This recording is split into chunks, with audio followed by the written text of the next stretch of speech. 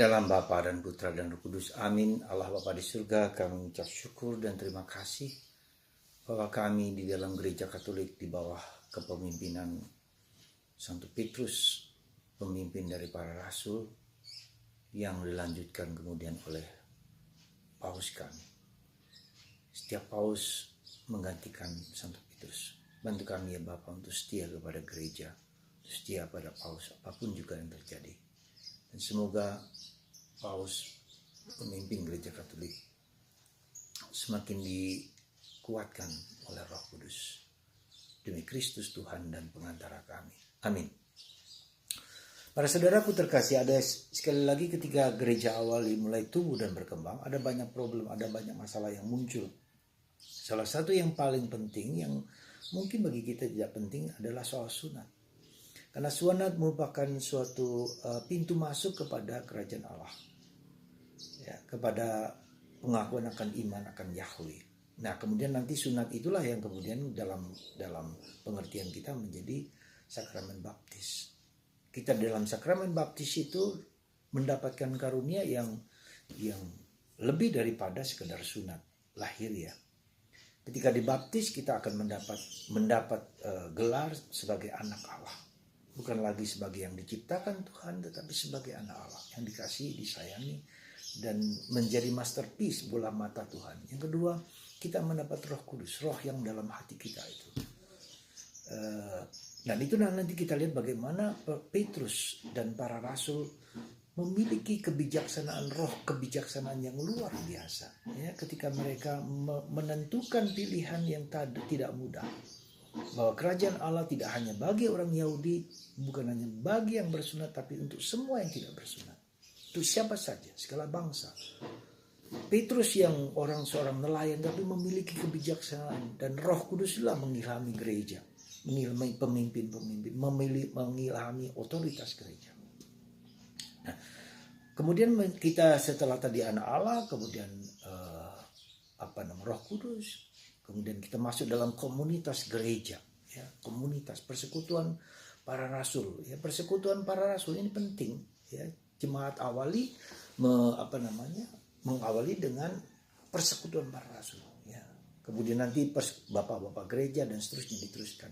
Kemudian, jadi kita masuk bukan diselamatkan. Saya bukan hanya sendiri, bukan hanya soal iman saya kepada Kristus, sekolah skriptura, bukan hanya itu. Seolah-olah ketika saya beriman, saya selesai. Tidak, saya beriman dalam suatu komunitas, suatu kebersamaan, koinonia. Saya juga dipanggil untuk mewartakan kabar Kristus kepada segala bangsa. Ya, jadi keempat, dosa asal kita dihapus. Ya, sekali lagi, dosa yang membuat kita menjauh dari Tuhan itu dihapus. Meskipun kita punya kecenderungan untuk berdosa yang dilukiskan dalam ketujuh dosa berbahaya. Ya, sombong, malas, kikir, tamak, ya, iri, kemudian cabul, ya, marah, dan seterusnya. Jadi ketujuh dosa ini yang selalu ada dalam diri kita dan kita terus berjuang. Justru karena dosa itulah kita berjuang untuk menjadi baik, untuk menjadi kudus, dan mohon rahmat Roh Kudus.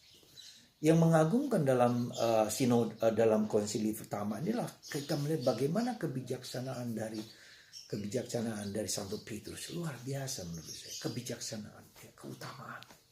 Bisa mengungkapkan suatu titik berangkat yang berbeda.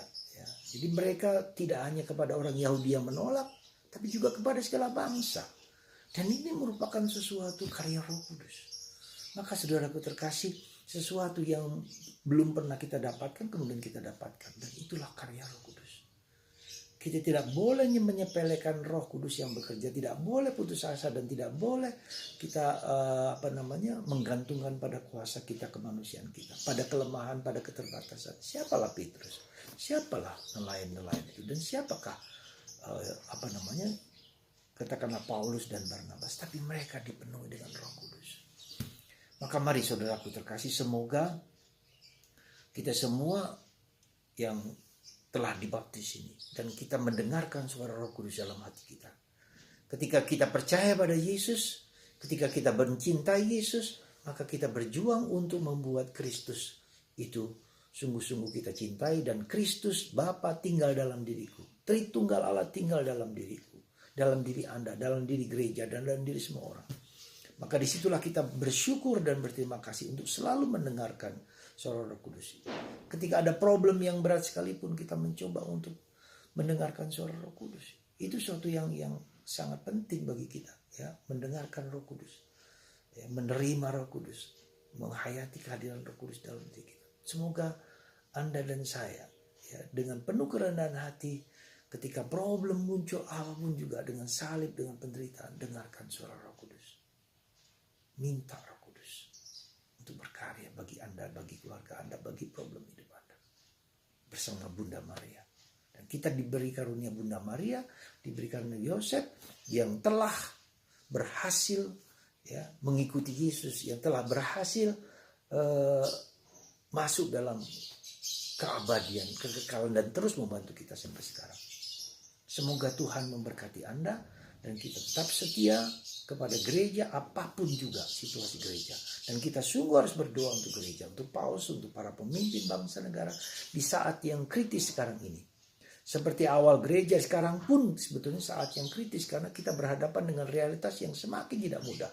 Perang dunia ketiga meski tidak dikatakan sudah dimulai oleh paus.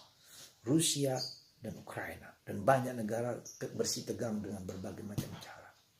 Semoga Anda dan saya dan kita semua mengandalkan Yesus di atas segala sesuatu.